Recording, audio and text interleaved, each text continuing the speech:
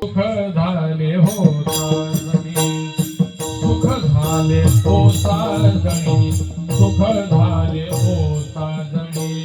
तुहा विठ्ठल वरवाल, तुहा माधव वरवाल, तुहा विठ्ठल वरवाल, तुहा माधव वरवाल, तुहा माधव वरवाल, तुहा माधव वरवाल. नव्हता सुकृतांची जोडी म्हणून विठ्ठली आवडी, म्हणून विठ्ठली आवडी, म्हणून विठ्ठली आवडी. विठ्ठल बरवा, तुहा माधव बरवा, तुहा विठ्ठल बरवा, तुहा माधव बरवा, तुहा विठ्ठल बरवा, तुहा माधव बरवा, तुहा माधव बरवा, तुहा माधव बरवा. सर्व दुःखाचे आगर वापर तुमा देवीवर, देवीवर वापर तुमा देवीवर.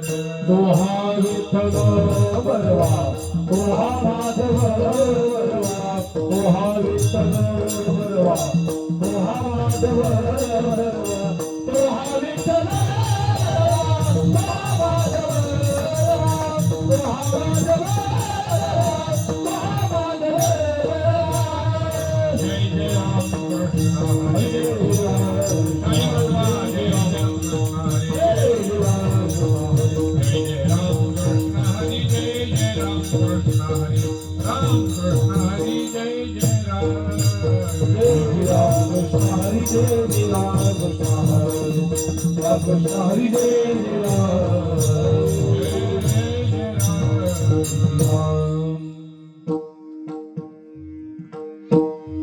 हरे हेच दान दे गा देवा, हेच दान दे गा देवा, हेच दान दे गा देवा. हेच दान दे गा देवा. तुझा विसरण भावा, तुझा विसरण भावा, तुझा विसरण भावा, तुझा विसरण भावा, तुझा विसरण भावा.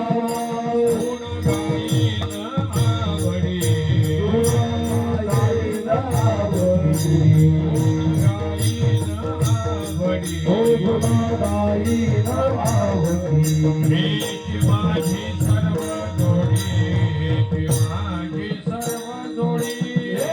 माझी सर्व जोडी, माझी सर्व जोडी, माझी सर्व जोडी, हे माझी सर्व जोडी.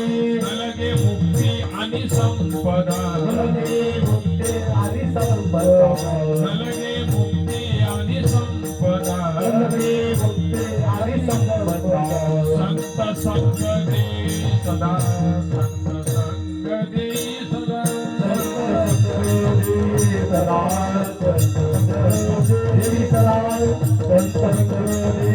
सदा संग देई सदा.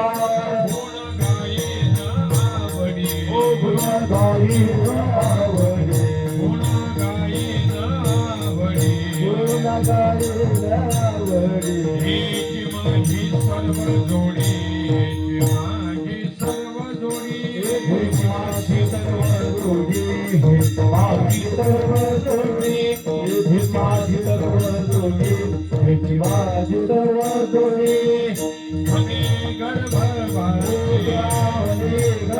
वासी तुका म्हणे गर्भवासी म्हणे गर्भवासी सुखे घालावे आम्हाचे सुखे घालावे आम्हाचे सुखे घालावे आम्हाचे सुखे घालावे आम्हाचे सुखे घालावे आम्हाचे सुखे घालावे आम्हाचे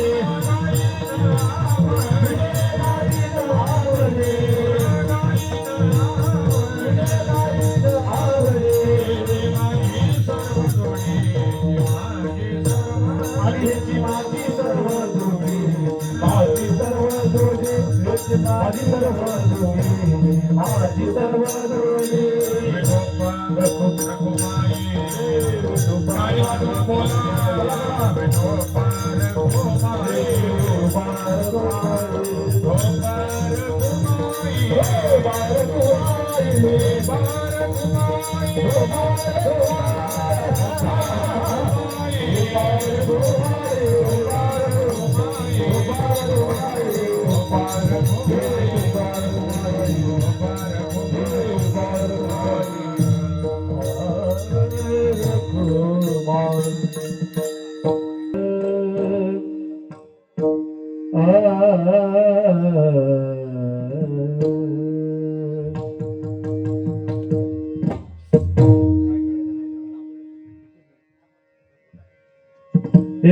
दान देगा देवा दान देगा देवा दान देगा देवा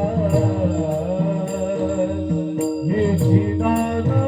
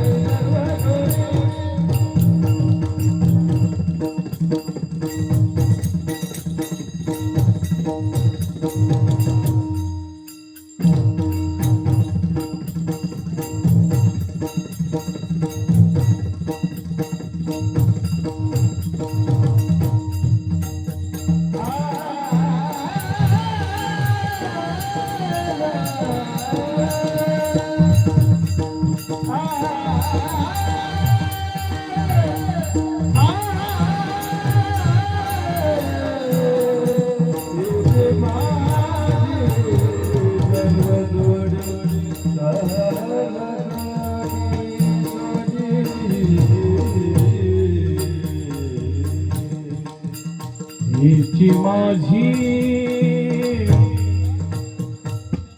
सर्व जोडी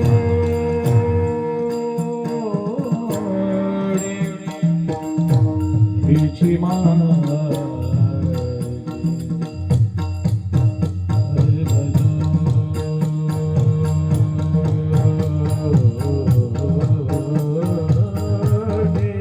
सर्व जोडी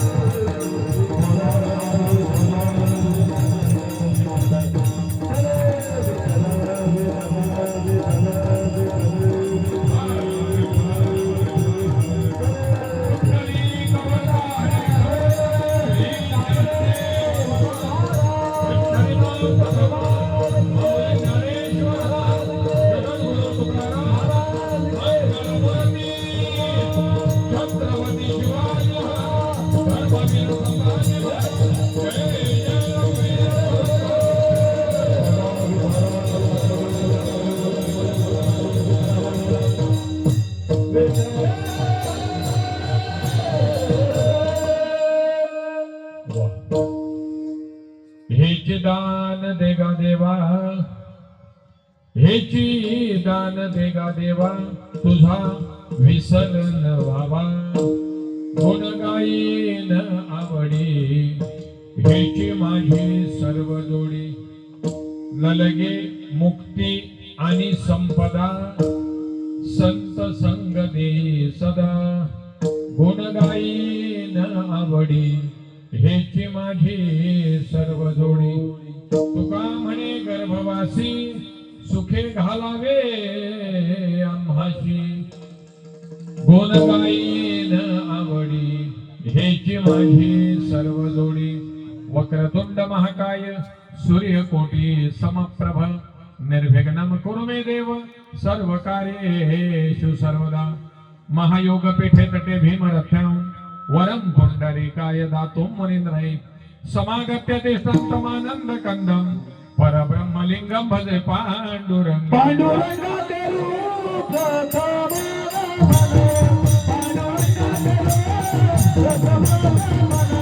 तुझे चरण संगतिया, तुझे चरण संगतिया.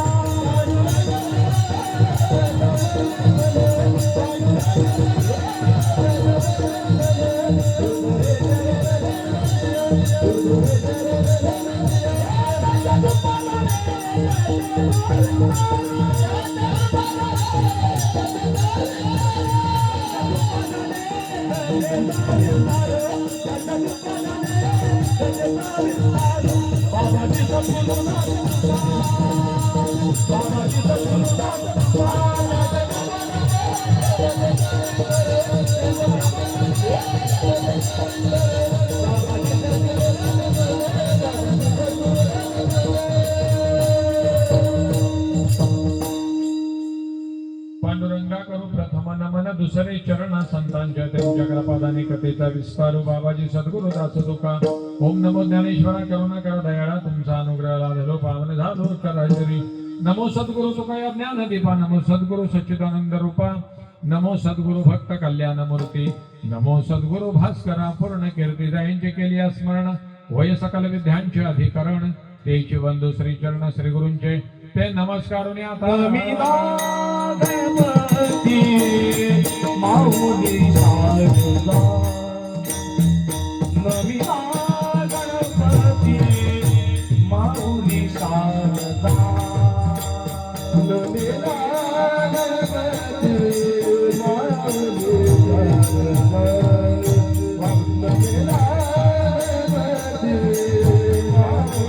शारदा.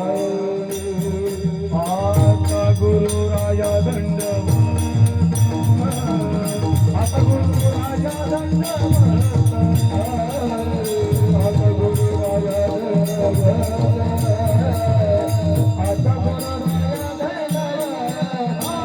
गुरु राया दंडवत, गणपती विराज. गुरु राया दंडवत, गणपती विराज.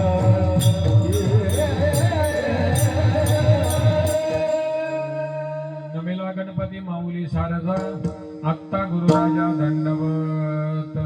हेचे दान देगा देवा, हेचे दान देगा देवा, तुझा विसर न व्हावा. गुण गायीन आवडी, हेची माझी सर्व जोडी. प्रस्तुत प्राप्त प्रसंगी प्राप्त स्थळी कीर्तन रूपी सेवेकरिता निवडलेला अभंग संत श्रेष्ठ महान वैष्णव जगद्गुरु श्री संत तुकोबराय यांचा 4 चरणांचा. आणि या गणपती बाप्पा जवळ तुम्ही आम्ही जे मागणं मागायचं आहे त्याचं यथार्थ वर्णन करणारा अभंग आहे. विठ्ठल सेवेला सुरुवात करण्यापूर्वी परिहार द्यायचा तो असा. आज मौजे दळे या ठिकाणी कला, क्रीडा, सामाजिक, शैक्षणिक या विविध ठिकाणी अग्रेसर असणारे आपल्याच गावातील एक अग्रगण्य असणारी संस्था मठवाडी सामाजिक विकास मंडळ, या मंडळाच्या वतीनं प्रतिवर्षी गणराज गणपती बाप्पांचं या ठिकाणी आगमन होत असतं आणि 7 दिवसांची त्याची सेवा या ठिकाणी तुम्हा मंडळाच्या वतीनं केली जात असते. हे 20वं वर्ष असावं. 2007 साली आपल्या मंडळाची स्थापना आहे आणि 20 वर्ष आपण गणपती बाप्पांची या ठिकाणी सेवा करत आहात. म्हणजे आपण आता रौप्य महोत्सवाकडे वाटचाल करत आहात. 25 वर्षानं रौप्य महोत्सवी वर्ष आपल्याला साजरा करता येणार आहे आणि तिकड्या या मंडळाची सुरू असणार ही वाटचाल आहे. अतिशय भावपूर्ण वातावरणामध्ये, आनंदी वातावरणामध्ये तुम्ही सगळी मंडळी या ठिकाणी गणपती बाप्पांची सेवा करत आहात. आणि आज त्या माघी गणेशोत्सवानिमित्तानं आपल्या मंडळाच्या वतीनं सेवा करण्याची संधी मला या ठिकाणी प्राप्त झाली, हे मी परम भाग्य समजतो. विठ्ठल सेवेला घेतलेला अभंग संत श्रेष्ठ जगद्गुरु तुकोबरायांचा 4 चरणांचा आणि मागणीपर प्रकरणातला आहे. जगद्गुरु तुकोबराय भगवंताकडे मागणी करतायत आणि मागणी करताना सांगतायत, देवा मला हेच दान दे की तुझा विसर मला पडता कामा नये. तो विसर मला पडून देऊ नये याच्यासाठी काय करायला पाहिजे, तर माझ्या मुखाने मी तुझे गुणगान गायले पाहिजे. गुण गायन आवडी हीच मला जोडी, गुण गाण्याची कायम स्वरूपी दे. सगळ्या जीवांना ज्याची इच्छा आहे ती मुक्ती, सगळ्या जीवांना ज्याची आशा आहे ती संपत्ती. या दोन्ही गोष्टी मला नाही दिल्यास तरी चालेल, पण मला संत संग दे. न लगे मुक्ती आणि संपदा, संत संग देई सदा. मला हे नको आहे आणि मला हे हवंय असं जगद्गुरु तुकोबाराय 3ऱ्या चरणात मागतायत. आणि तुझी सेवा घडण्यासाठी, तुझे गुणगान माझ्या मुखामध्ये कायमस्वरूपी येण्यासाठी मला गर्भवासाला यावं लागलं तरी चालेल. हा या अभंगाचा साधा सोपा आणि सरळ भावार्थ आहे. विठ्ठल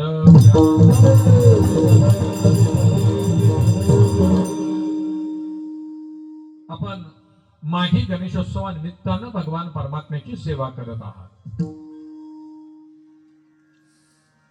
आपल्या संपूर्ण भारतभर गणपती बाप्पांचे एकूण 4 उत्सव साजरे केले जातात. ते जन्मोत्सव म्हणून प्रसिद्ध आहे.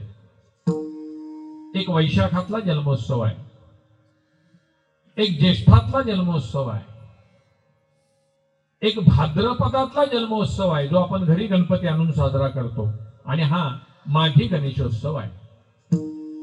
हे 4 गणेशोत्सव संपूर्ण भारतभर मोठ्या प्रमाणात साजरे केले जातात. तसं पाहिलं तर गणपती बाप्पांचे एकूण 21 अवतार आहे आणि ते 21 अवतारांच्या जन्मकथा गणेश पुराणामध्ये तुम्हाला आम्हाला वाचायला मिळतात.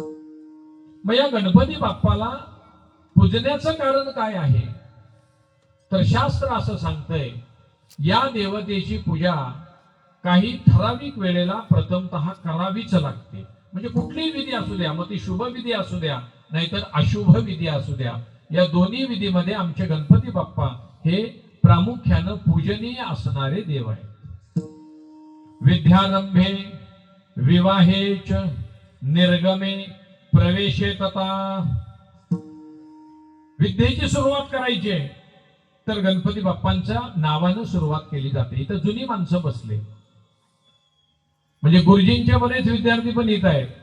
जे जुने सगळ्यात विद्यार्थी असतील त्यावेळेला सुरुवातीला जेव्हा पाटी होती 1ली ते 4थीच्या मुलांना, त्यावेळेला पाटीवर अभ्यासाची सुरुवात करायला पहिल्या दिवशी विद्यार्थी 1लीला आला की गुरुजी त्याला पाटीवर पहिल्यांदा श्री गणेशाय नमः हीच अक्षर काढून देत होते. ती अक्षरं त्या मुलानं दिवसभर गिरवायची, ती म्हणायची आणि गिरवायची. आपोआप त्या अक्षर हाताखालून गोड जात होती आणि त्या बोलण्यानं माझ्या भगवान परमात्म्याचं नामस्मरण आपल्या मुखाला येत होतं. आणि अजूनही आपण मराठीमध्ये वाक्प्रचार वापरतोय. श्री गणेशा करणे म्हणजे काय करणे, तर एखाद्या कामाची सुरुवात करणे. श्री गणेश करणे म्हणजे काय, तर एखाद्या कामाची सुरुवात करणे असं आपण अजूनही वापरतोय. मंडळी लक्षात ठेवा, हे गणपती बाप्पांचे आपल्या पाठीमागे असणारी पुण्य आहे. दुसरं काय, प्रवेशे म्हणजे काय, तर आता घरभरणी आपल्याकडे होते ना. घरभरणी म्हणतो का वास्तुशांती, काय म्हणतो आपण, घरभरणी म्हणतो ना. वास्तुशांत आहे, घरभरणी आहे. या घरामध्ये तुम्ही आम्ही जेव्हा प्रवेश करतो तेव्हा प्रवेश करताना 5 सुवासिनी लागतात. बरोबर की नाही? यजमान घरातला सोबत ते नद्यांचं पाणी असतं ते शिंपडत असतो. आरती घेऊन घरातली यजमानी नसते. आणि महत्वाचं म्हणजे त्या यजमानाच्या हातामध्ये एक प्रतिमा असते की ती घेऊन तो घरामध्ये प्रवेश करतो. ती प्रतिमा कोणाची असते? मारुतीची असते का गणपतीची असते? हा, मुलांना काय बघितलंय का कधी? का फक्त जेवायला त्या घरभरणीला? असं काही नाही ना. गणपती बाप्पांची प्रतिमा असते ते यजमानाच्या हातामध्ये. ते घेऊन तो प्रवेश करतो आतमध्ये. प्रवेशेत आता निर्गमे, जाण्याच्या वेळेला. आता आपल्याकडे एखादी व्यक्ती गेल्यानंतर काय कुठली विधी केली जाते? 7व्याची का 10व्याची? अशी काही विधी आहे का? राहील उत्तर कार्य 10व्याची विधी आहे ना. त्या 10व्याची विधी आमच्याकडे स्मशानात जेव्हा केली जाते तर आता ती अशुभ विधी आहे आणि अशुभ जागेवर आहे. तरीही तिथं जंगम ब्राह्मण जे कोणी विधी करणारे असतील ते पहिल्यांदा त्या ठिकाणी गणपती बाप्पांच्या नावानं सुपारी मांडून त्याचं आवाहन करून पूजा करतात. म्हणजे ही प्रवेशाची विधी शुभ आहे. त्याही वेळेला गणेश पूजन आहे. आणि निर्गमनाची विधी अशुभ आहे तरी त्याही वेळेला गणेश पूजनच आहे. म्हणजे सर्व मान्य असणारी ही आमची देवता आहे. विठ्ठल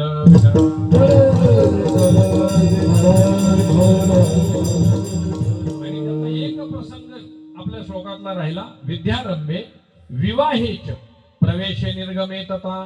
विवाहाच्या वेळेला सुद्धा विवाहाची विधी पूर्णत्वास जाण्यासाठी कोणत्या देवतेची पूजा लागत असेल तर ती गणपती बाप्पांचीच लागते. लक्ष द्या. करतात ना आपल्याकडे गणेश पूजन. मग आता माझा प्रश्न असा आहे, जर का गणेश पूजन केलं नाही तर विवाह विधी योग्य होत नाही, ती अयोग्य ठरते. मग शंकर आणि पार्वती यांचा विवाह जो झाला तो योग्य म्हणायचा का अयोग्य म्हणायचा? गणेश पुत्र कोणाचा आहे सांगा मला? गणपती बाप्पाचे आई वडील कोण बाळानो? काय तुमच्या मतान काय? गणपती बाप्पांचे मम्मी पप्पा कोण? हा, शंकर आणि पार्वती. इथून पण उत्तर तेच आहे, इथून पण तेच आहे, इथून पण तेच आहे. मग गणपती बाप्पा जर का त्यांचा मुलगा असेल तर त्याच्या आधी त्यांचं लग्न झालंय. मग लग्नामध्ये गणेश पूजन केलं नसेल तर मग विधी योग्य म्हणायची का अयोग्य म्हणायची?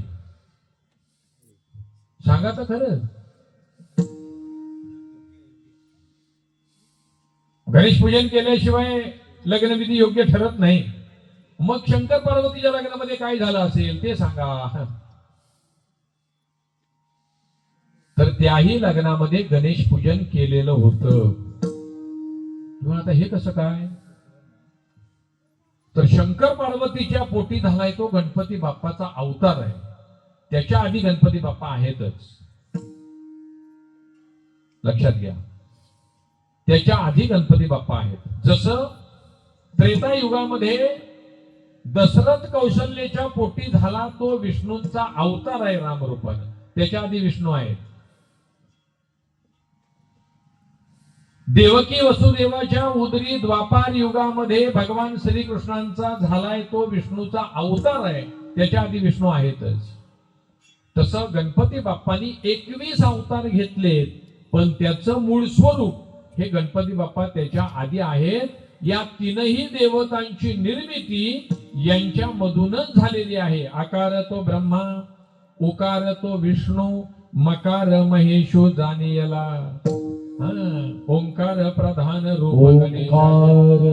प्रधान रूप गणेशाचे जय हो. ओंकार प्रधान रूप गणेशाचे.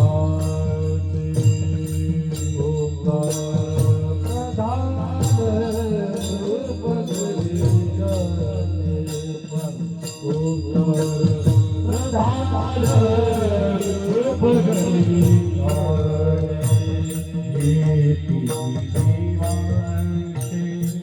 जन्मस्थान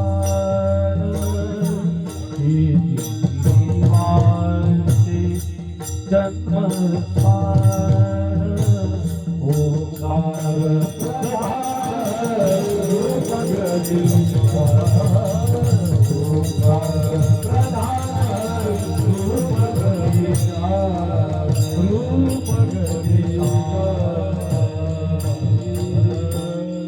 ओंकार प्रधान रूप गणेशाचे हे तिन्ही देवांचे जन्मस्थान, तीनही देवतांचं जन्मस्थान माझे गणपती बाप्पा आहे. नित्य देवतेमध्ये गणपती बाप्पांचं स्थान आहे मंडळी, लक्षात ठेवा. मग या गणपती बाप्पाकडे जगद्गुरु तुकोबाराय मागणं मागताय. लक्षात घ्या, जगद्गुरु तुकोबाराय काय मागताय? ते अभंगाद्वारे मागणं मागतायत, म्हणजे देवाकडे मागतायत. आता तुम्ही आम्ही सुद्धा गेली 3 दिवस भगवान परमात्म्याकडे येतोय त्याच्या समोर. 22, 23, 24 आल्यानंतर पुढे उभं राहिल्यावर कोण नारळ ठेवत असेल, कोण मोदक ठेवत असेल, कोण लाडू ठेवत असेल, कोण अगरबत्ती ठेवत असेल. पण ठेवल्यावर त्याच्या समोर उभं राहिल्यावर आपणही मागतोय की नाही देवाकडे काहीतरी? खरं सांगा, मागितलंय का नाही? प्रत्येकानं काही ना काहीतरी त्याच्याकडे मागितलंय ना. मागितल्याशिवाय जीव राहत नाही. मागणं हा जीवाचा स्वभाव आहे. पण संत म्हणतात मागणं हा जीवाचा जरी स्वभाव असला तरी काय मागावं यालाही महत्व आहे. आलं का लक्षात? काय मागावं आणि कोणाकडे मागावं यालाही सगळ्यात महत्वाचं आहे. मागणारा कोण आहे आणि देणारा कोण आहे या गोष्टी लक्षात घेतल्या पाहिजे. ज्याच्याकडे नाही आणि त्याच्याकडे तुम्ही मागायला गेलात तर मिळेल का हो आपल्याला? एखादी गोष्ट आपल्याला हवी आहे ती समोरच्याकडे नाही हे आपल्याला माहित आहे आणि तरी आपण त्याच्याकडे मागायला गेलो, त्याच्याकडून आपली पूर्तता होईल, तो आपल्याला देईल नाही, देऊ शकत. म्हणजे मागणारा सुद्धा त्या पट्टीचा असला पाहिजे आणि देणाराही तशा पद्धतीचा असला पाहिजे मंडळी, लक्षात ठेवा. म्हणून मागणारा आणि देणारा यांच्यामध्ये साम्य घडलं पाहिजे. मग जगद्गुरु तुकोबाराय ज्याच्याकडे मागताय तो सर्व गुण संपन्न आहे. ज्याने या जगताची निर्मिती केली, जेणे हे विश्व निर्मिले, महर्षी देवा संस्थापिले, 21 स्वर्गात ते धरिले सत्ता मात्रे आपुल्या. त्या भगवंताकडे जगद्गुरु तुकोबाराय मागायला आलेत, लक्षात ठेवा. आणि जगद्गुरु तुकोबारायांचं मागणं आहे. मग माझं म्हणणं तुम्हाला असं आहे, आता जगद्गुरु तुकोबाराय त्यांच्याकडे मागायला आलेत, भगवान परमात्मा देणार आहे. मग आपण जर का एखाद्याकडे मागायला गेलं तर आपल्या लक्षात असं आलं पाहिजे की ज्याच्याकडे मागणार तो आपल्याला देणार असला पाहिजे आणि जो ते देणार आहे ते आपल्याला योग्य रीतीनं मागता आलं पाहिजे. योग्य रीतीनं मागता आलं पाहिजे. मागणी चुकली की सगळं काम चुकलं आपल्या लक्षात. आणि आपण जे मागू ते द्यायला समर्थ श्रेष्ठ असेल, पण ते मिळाल्यानंतर जर का जीवनात आपल्याला त्याचा उपयोग होत नसेल तर मागून काय उपयोग आहे? म्हणून सगळ्यात महत्वाचा मुद्दा असा आहे की आता मला तुम्ही सांगा, जगद्गुरु तुकोबाराय गणपती बाप्पांच्या समोर मागायला उभे आहेत. मग आता इथं मागणारा श्रेष्ठ असला पाहिजे का देणारा श्रेष्ठ असला पाहिजे? काय तुमचं म्हणणं आहे सांगा. मागणारा श्रेष्ठ असावा का देणारा श्रेष्ठ असावा? देणारा श्रेष्ठ. वा, दोघांचं उत्तर सारखं आलं. श्रेष्ठ कोण असला पाहिजे? देणारा श्रेष्ठ असला पाहिजे. माझं तर म्हणणं आहे मागणारा श्रेष्ठ असला पाहिजे. दोघं म्हणले देणारा श्रेष्ठ असला पाहिजे, बाकीची तटस्थ आहेत. मी म्हणलो आता मागणारा श्रेष्ठ असला पाहिजे, तर ते पण मानून डुलवत आहेत. बघा, माझं म्हणणं मी तुम्हाला पटवून देतो, मागणारा श्रेष्ठ असला पाहिजे. एका व्यक्तीने ठरवलं, कोरोनामध्ये आपली बरीच पिछेहाट झाली, आपण गणपती बाप्पाला प्रसन्न करून घेऊया आणि त्याच्याकडे काहीतरी मागूया. म्हणून त्यानं तपश्चर्येला सुरुवात केली. तो बसला ध्यानस्थ, त्यानं पद्मासन घातलं, हात ध्यान मुद्रेप्रमाणे ठेवले आणि त्यांनी गणपती बाप्पाच्या जपाला सुरुवात केली. आपणही तर नामजप करणार आहोत आणि रोज केला पाहिजे. जर का तुम्ही गणपती बाप्पांची 7 दिवस सेवा करताय, भाद्रपद मासामध्ये घरामध्ये 5 दिवस, 7 दिवस, 11 दिवस सेवा करत असाल तर त्या गणपती बाप्पांचा नामजप तुम्ही केला नाही तर त्याचा काय उपयोग आहे? तो नामजप तुम्हाला करता आला पाहिजे. त्या व्यक्तीनं नाम बाळा पायवरती घे, त्या व्यक्तीनं नाम जपाला सुरुवात केली. त्यानं असा काही मनोभावे नामजप गणपती बाप्पांचा केला, पण गणपती बाप्पा त्याला प्रसन्न झाले आणि गणपती बाप्पांनी त्याला हलवलं. बाळा उठ, मी प्रसन्न झालोय तुझ्यावर. तो जागा झाला. त्याला पाहिलं तर खरोखर साक्षात गणपती बाप्पा आहेत. त्याला विश्वासच बसे ना. त्याला एवढा आनंद झाला, काय बोलावं काय करावं हे त्याला सुचेच ना. काही क्षणाने त्यानं गणपती बाप्पांच्या स्तुतीला सुरुवात केली. वक्रतुंड महाकाय सूर्यकोटी समप्रभ निर्विघ्नं कुरु मे देव सर्व कार्येषु सर्वदा, असे वेगवेगळे श्लोक गणपती बाप्पांच्या स्तुतीचे त्यांनी म्हणले. लक्षात ठेवा. गणपती बाप्पा म्हणले घे तुला मागून काय हवं ते, मी तुझ्यावर प्रसन्न झालोय. तो म्हणला गणपती बाप्पा मला एवढा आनंद झालाय, काय मागावं हे मला सुचत नाही. मी जरा माझ्या आणि घरातल्यांची चर्चा करून उद्या तुमच्याकडे दुपारी मागितलं तर चालेल का, तुम्ही याल का द्यायला. गणपती बाप्पा ये, तुझी एवढी भक्ती आहे तर मी तुझ्यावर प्रसन्न आहे, उद्या दुपारी येतो. हा गेला घरी आनंदानच. घरामध्ये पहिल्यांदा वडिलांना भेटला. वडिलांना म्हणला बाबा गणपती बाप्पा मला प्रसन्न झाले, उद्या दुपारी त्यांनी मला वर देण्यासाठी बोलवले, मी काय वर मागू सांगा. वडील म्हणले अरे देव प्रसन्न झालाय तर मागून घेतो, देणार आहे. कोरोनामध्ये आपली बरीच पिके आड झाले, 1-2 किलो सोनं मागून घे. काय तोळा आहे सोनं आता, किती रुपये तोळा आहे. मी इकडेच हात मुद्दाम केला आहे. आता ह्याला माहिती असते त्याचं, रोज मोबाईलवर पण त्या बघत असतात उतरला का चढला भाव, उतरला का चढला भाव. बोला किती तोळा रुपये तोळा आहे. 1,60,000. थांबा जरा, 1,60,000 रुपये तोळा आहे. तोळा म्हणजे किती रे, हे 6 जणी. हो 6 जणी, आपले 6 जणी सांगा. तोळा म्हणजे किती, काय भाव गणित काढायचे, त्यांना ते लक्षात असलं पाहिजे खऱ्या अर्थानं. पण आपण माहिती करून देत नाही, फक्त म्हणतो आपण. घरातली सांगताना सांगतात आई हे बघ 3 तोळ्याचं मंगळसूत्र बनवलंय, 4 तोळ्याचं बनवलंय, 5 तोळ्याचं बनवलंय. हे ना काय माहिती तोळा काय आहे. 10 ग्रॅम म्हणजे 1 तोळा. किती, 10 ग्रॅम एवढंच म्हणजे 1 तोळा. आणि एवढ्याच सोन्याची किंमत आहे 1,60,000. आणि वडिलांनी काय सांगितलं, प्रसन्न झाले गणपती बाप्पा तर 1-2 किलो सोनं मागून घे. चालेल म्हणलं. तुम्ही विचार करू नका असं काही 1-2 किलो लगेच मिळेल म्हणून, असू द्या. ते लगेच खुश झाले तिकडे. तो तिथून गेला आईकडे. आईला विचारलं आई गणपती बाप्पा प्रसन्न झाले, काय करू सांग ना. म्हणजे असं काय करतेस बाळा, गेली 4-5 वर्ष झाली माझी दृष्टी गेली, तुला माहित आहे मला नीट दिसत नाहीये. माझी दृष्टी गेली, मला नीट दिसत नाही. मी इथं बसलेली असते सोप्यावर, आतमध्ये डबा उघडलेल्याचा आवाज येतो, सून उघडून लाडू खाते का मिठाई खाते मला कळत नाही. ती मला कळलं पाहिजे ती काय करते. गणपती बाप्पाजवळ तू जरा दृष्टी मागून घे माझी.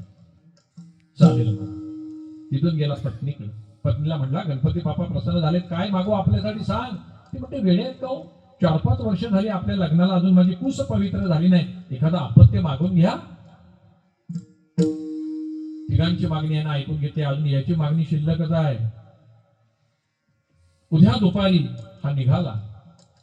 आनंदानं त्या ठिकाणी गेला जिथं गणपती बाप्पा प्रसन्न झाले होते, तिथं बसला, पद्मासन घातलं, पुन्हा गणपती बाप्पांच्या नामाचा जप त्यानं सुरू केला. गणपती बाप्पा प्रसन्न झाले, म्हणजे उठ वस्सा मी आलोय. त्यानं डोळे उघडले. म्हणला वर विचारून, वर मागून किंवा वर काय मागायचं आहे हे विचारून आलास. आलोय म्हणला. पण म्हणला तुम्ही किती वर देणार आहे. गणपती बाप्पा म्हणले तू माग किती वर, मी देणार एकच. काय म्हणला गणपती बाप्पा, काय म्हणले तू माग कितीही वर, मी देणार किती, एक. आता ह्याच्या मागण्या स्वतःला धरून किती आहेत, घरातल्यांच्या 3 आणि याची 1 4 मागण्या हा मागणार आहे. आणि गणपती बाप्पा पुरवणार किती आहे, एकच पुरवणार आहे. त्याने विचार केला आपलं सोडून द्या, पण घरातल्या तिघांची तर पूर्तता झाली पाहिजे. ती खुश राहिली तर मी खुश. तो गणपती बाप्पाला म्हणाला ठीक आहे गणपती बाप्पा, आता नाही इलाज आहे माझा, मी एकच मागणी मागतो. मी काय सांगतोय, मागणारा श्रेष्ठ असला पाहिजे. काय सांगतोय मी, मागणारा श्रेष्ठ असला पाहिजे.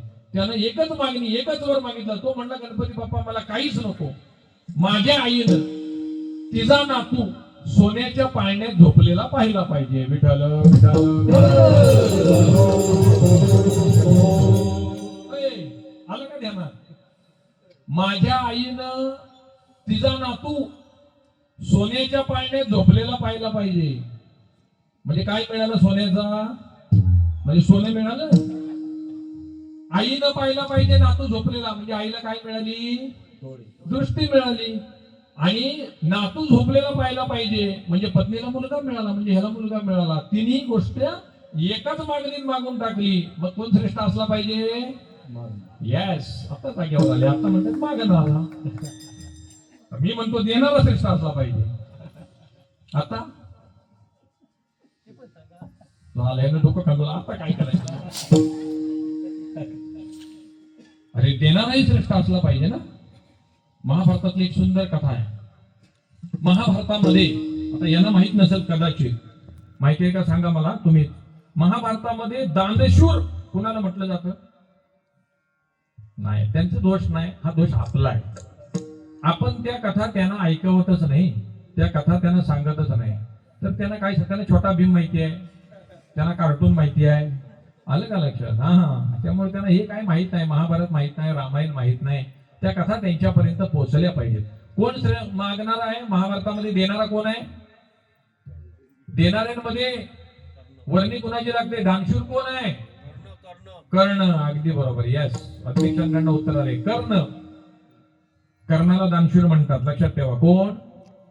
बोला ना, आता तरी बोला. कर्ण. अगदी बरोबर. तर भगवान श्रीकृष्ण पण त्या कर्णाची स्तुती करायची, तर अर्जुनाला जरा खटकायचं, अर्जुनाचा इगो दुखवायचा. अर्जुन म्हणायचं, माझ्यासमोर देव कर्णाची काय स्तुती करतोय? म्हणजे तुम्ही दानशूरतेमध्ये करणार, मी पण राजा आहे ना, मी पण अनेकांना दान देतोय, त्याचीच का स्तुती करताय? भगवंतांनी ठरवले एक दिवशी याला जाणवून दिलं पाहिजे, मी कर्णाची स्तुती का करतो. एक दिवशी भगवान श्रीकृष्णाने अर्जुनाला हाताला धरली, बाहेर घेऊन गेले. थोड्या अंतरावर गावापासून बाहेर गेल्यावर तिथे एक मोठाच्या मोठा डोंगर होता. त्या पर्वताकडे भगवान श्रीकृष्णाने पाहिलं आणि तो पर्वत सोन्याचा केला. पुन्हा एकदा सोनं आलंय, लक्ष द्या. हा, तो पर्वत कशाचा केला? सोन्याचा केला. अर्जुनाला सांगितलं, हा या पर्वताचा साथ मला आता तुझ्या नावाचा. हा पर्वत कुणाचा? तुझा. तू हे सोनं दान करायचं आहे. अर्जुन म्हणला, चांगली गोष्ट आहे. त्याला सेवकांना आज्ञा केली, इकडे या, गावात दवंडी पेटवा, राजा अर्जुन सोनं दान करणार आहेत, ज्याला पाहिजे त्या पद्धतीचं पिशवी घेऊन या. गावात दवंडी पेटवून सोनं मिळते म्हणजे कोण थांबा गावात? अख्खी लाईन लागली, अख्ख्या राज्यातल्या लोकांची, सगळे हस्तिनापूरवासी सगळे सोनं न्यायला आले. अर्जुनाने टिकाव मागून घेतला. टिकावानं खोदायचा सोन्याचा पर्वत, खोदून दमला की थांबायचा आणि सोनं दान करायचा प्रत्येकाला. असा गर्वानं तो फुलला होता, एवढ्या जणांना मी सोनं दान देतोय. माणसं पण काय साधी होती काय? ते पहिले 10 नंबर वाटून झाले, ते घरात गेली आणि उकरायला घेतली, 10 घरात जाऊन सोनं ओतून ठेवायचे, पुन्हा पाठीमागे लाईनला लागायचे. दुपारपर्यंत सोनं वाटलं. हा घामाने भिजला, उकरून आणि वाटून. घामाने भिजला, म्हटलं आता आपलं काही चालत नाही, म्हटलं लाईनच संपत नाही. माणसं ती नेऊन घरात वापरायची, परत लाईनला लागायची. रागच संपेना दान केलेले असा. दमलो म्हटला श्रीकृष्णाला, म्हटलं नाही याच्या पुढे दान करू शकत. कृष्ण म्हटला थांब. त्याला कर्णाला सेवकाकडे बोलवून घेतली. कर्ण आला, कर्णाने नमस्कार केला श्रीकृष्णाला. म्हणले, काय देवा, काय आज्ञा आहे? म्हणले, काय नाही, हा समोरचा डोंगर आहे ना, हा तुझा आहे आणि हा तुला दान करायचं. कर्ण म्हणला, तशी आज्ञा तुमची. कर्णाने त्या भूमीला नमस्कार केला, सेवकांना बोलवलं. सेवकांना सांगितलं, या सगळ्या गाववाल्यांना अशी समोर करा, जे रांगेत अशी लांब आहेत त्या सगळ्यांना अशी आडवी रांग करा. आलं का लक्षात? तुम्ही कसं मगाशी गोल झाला होता हरिपाठामध्ये छान पैकी नाचताना, तसं त्या समोर त्यांना अशी सगळ्यांना गोल केली. आणि कर्णाने सांगितलं, हे बघा ग्रामवासियांनो, हा डोंगर जरी माझ्या मालकीचा असला तरी मी तो तुम्हाला दान करणार आहे. म्हणजे हा तुमचाच आहे, ज्याला जेवढं लागेल तेवढं न्या. काय म्हणलं कर्ण? ज्याला जेवढं लागेल तेवढं न्या. मला सांगा, आता इथं त्याला वाटायची गरज आहे का? मी वाटतोय असं म्हणून वाटायची तरी गरज आहे का? ज्याला, आणि थकायची पण गरज नाही, ज्याला जसं लागलं तसं त्यांनी नेलं. मग आता मला सांगा, मागणारा श्रेष्ठ असला पाहिजे का देणारा श्रेष्ठ असला पाहिजे? आता हे थांबले. आता मागणारा म्हणा होता मगाशी सांगितले, देणारा म्हणा होता आता सांगितले. श्रेष्ठ कोण ठरवायचा? दोघेही श्रेष्ठ असले पाहिजेत. भेटायला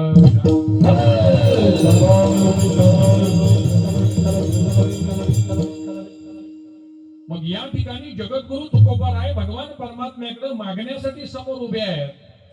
ज्याच्याकडे मागायचं आहे, मी आत्ताच सांगितलंय, विटेवरी ज्याची पाऊले समान, तोची एक दानशूर दाता. तो दानशूर दाता आहे. आणि जे मागायला समोर उभे राहिले ते जगद्गुरु तुकोबाराय काय तुमच्या आमच्यासारखे प्रापंचिक मागणारे नाहीत, तेही तितके श्रेष्ठ आहेत, ज्यांची 8 पिढ्यांची परमार्थाची खऱ्या अर्थाने कसोटी आहे. जे जगद्गुरु तुकोबाराय म्हणतात, काही मागणे हे आम्हा अनुचित, वडिलांची रीत जाणत असो. आम्ही आमच्या वाडवडिलांची रीत जाणतोय, आम्ही भगवान परमात्म्याकडे मागत नाही.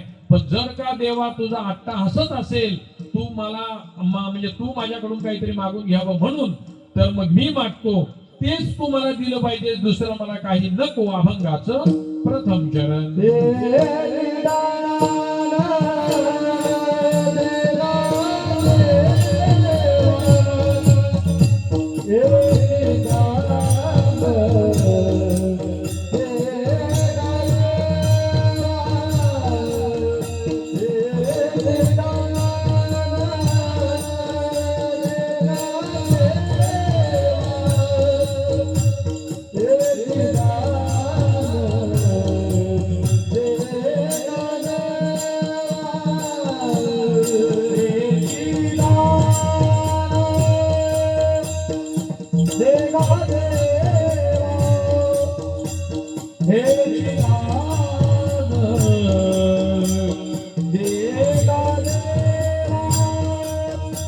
हे चिदान देगा देवा,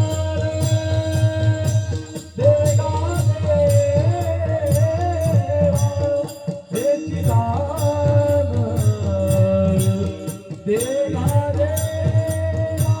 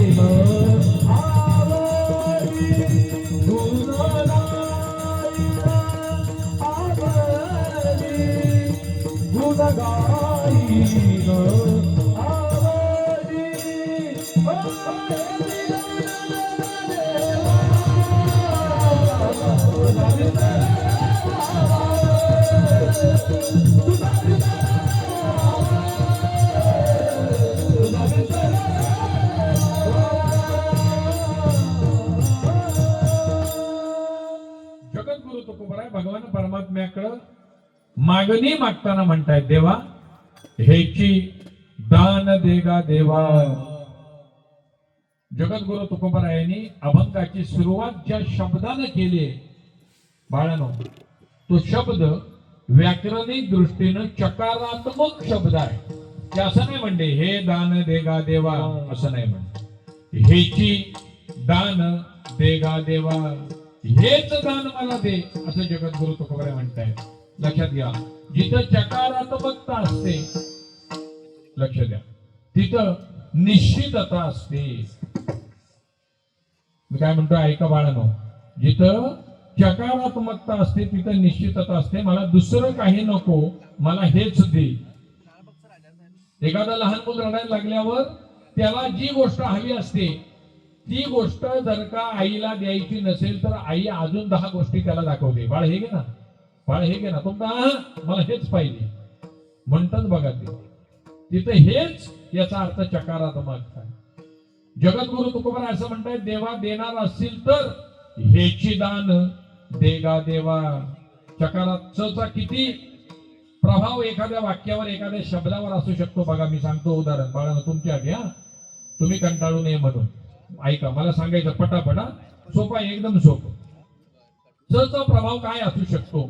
जगद्गुरु तुकोबरायांनी हे दान देगा देवा असं न म्हणता हेची दान देगा देवा असं का म्हटलं असेल? ऐका, एक 3 शब्दांचं वाक्य आहे. मुले अंगणात खेळतात.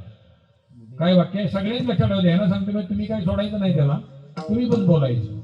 मुले बोला ना, मुले पुढे काय अंगणात खेळतात. आता त्यातल्या पहिल्या शब्दाला मी च लावला, काय वाक्य होईल? अरे देवा, ती शाळेत जातात का नाही? हा बरोबर आहे, बोला.